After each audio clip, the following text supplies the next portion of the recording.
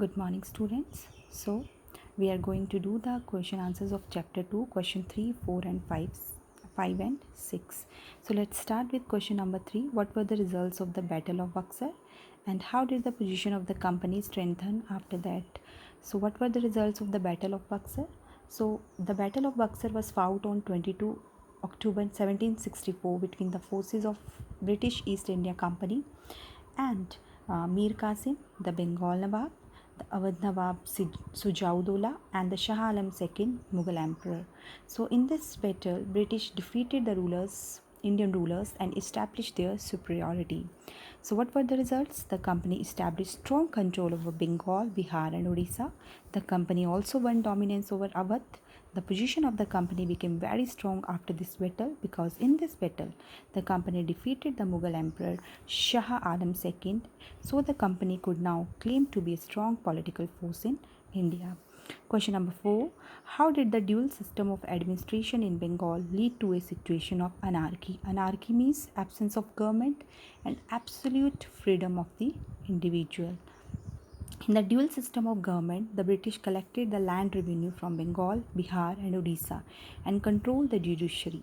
Under this system, there was a political chaos and instability in Bengal. The real sufferer were the people of Bengal. Finally, there was a terrible famine in Bengal in 1770, and one third of Bengal population died in this famine. So, in Bengal, the company became the real after this dual system. The company became the real rulers of Bengal and enjoyed supreme political power, and the Nawabs had no power to enforce law and justice. Question number 3 is how did the annexation policies of the British affect the Marathas? What were the results? The Marathas clashed with the British because they could not tolerate the political interference by the British. These wars were known as the Anglo-Maratha Wars. In the first war, which ended in 1782 with the Treaty of Salabai. So, this was the first Anglo-Maratha War that ended in 1782. With which treaty? Treaty of Salabai. There was no clear victory.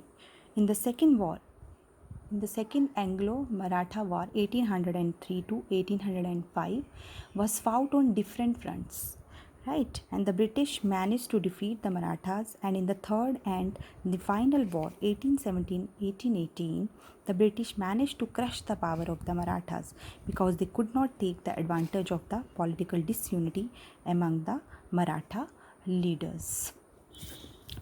Next question number 6 is why was the Regulating Act of 1773 introduced? Write any two changes brought in the administration under this law. So British decided to regulate and monitor the activities and the conduct of the East India Company. So why this was introduced 1773 Act? This was introduced for this reason. It wanted to make the directors of the company answerable to the parliament, right? So they passed the Regulating Act in 1773. So what kind of changes were introduced by this act? Number 1, the first Governor General of India, Warren Hastings, was appointed to remove the correction of the company. The British territories in India were put under three presidencies. Three presidencies were Bombay, Madras, and Bengal. So you have to learn all these answers also. Thank you.